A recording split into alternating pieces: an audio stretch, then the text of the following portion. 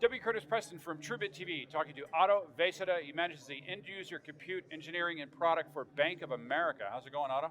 Yeah, it's pretty well. I've spent 4 days here at VMworld. Yeah. I'm local, so it's just a BART trip from Concord. Oh, that's So, nice. That's nice. Yeah. Pretty good. We're actually also staying locally, but All right. a BART trip away as well. Oh, okay. We're actually from San Diego. Oh, okay, well. But we're taking BART back and forth. It's a Yeah. really long trip. So tell me, what do you that's a really long title that I read there. What does that Right. encompass? So essentially, what that encompasses is all the end user product that goes to our associates, to our financial advisors, in the banking centers. All right. So we manage and engineer for the laptops, desktops. We own the HVD infrastructure or the VDI infrastructure, which really is the main reason we come here, because the bank is kind of on the precipice of really getting its toes into that pond. Right. Right now we have about 20,000 active users. One of the problems that we face in that virtualization arena is that everything we do gets measured against the price of your desktop. Right.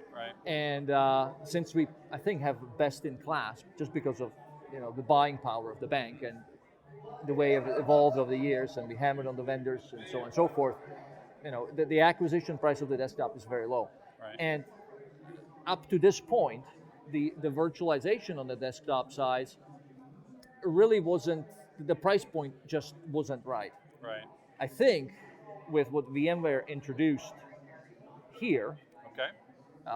this year, it's going to put a serious challenge and almost a disruptive wave or influence onto the way at least the bank does business in that personal compute space. So a challenge meaning like a good thing.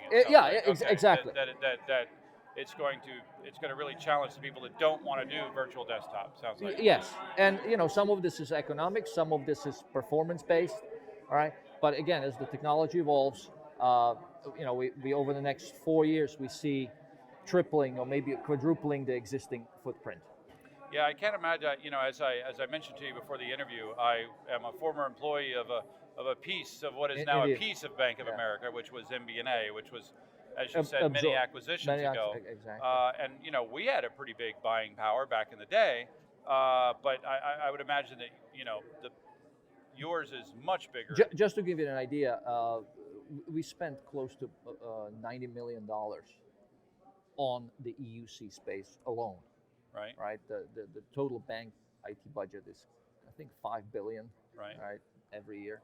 So there's, and with the headwinds in the financial industry, obviously, the efficiency is pretty much number one driver of a lot of these technological decisions. So what's the main thing that's driving you, or main one or two things that are driving you towards wanting to have a virtual desktop? Well, one of the main drivers is security, right? As obviously the bank is a very large global organization that outsourced a lot of, or tries to outsource a lot of its functions.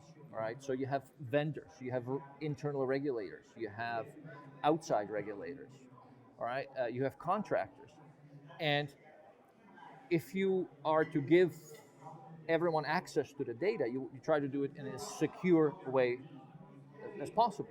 All right, and the virtual desktop offering, or the virtual offering itself, then enables you to do BYOD, right? Enables you to keep the data inside. All right, and so I would say that's number one driver. Number two would be flexibility. There is a large mobile workforce, and especially in the personal banking and the financial advisory industries, right? Because Merrill Lynch came in with a very large segment of that, the thundering herd. Right. All right. Those folks need to have utmost flexibility because they are on the road, they are in the office, and they need to do presentations, they need the printing to work, and all that, right? So to do this and do it efficiently and cost effectively, is quite challenging. But we see the trends that are emerging here in the virtualization space as enabling us to do that for the first time, Yeah, ever, really. that is interesting. I think that's two really good points. I'm always interested to see. I know that there's an industry push for things like VDI. I'm always curious to see what real people, why they want them, and I think those are two very good reasons. Absolutely. And we have when we look at our demand curve internally, there is a pent up demand, which is tempered though by kind of fear of non-performance, of technical issues, so on and so forth, right? So, we are not necessarily a technology company, right? But we are a financial company that does a lot of technology. Right. So it's we don't want to be on the bleeding edge of things, but at the same time we don't want to be 2 generations behind. So it's whatever a bit the opposite of a bleeding edge is. I don't know what that would be. Yeah. The trailing. I don't know. Probably the wagging tail. The wagging tail. Yeah. Well, listen. Thanks a lot for taking the time to talk. All right. Splendid.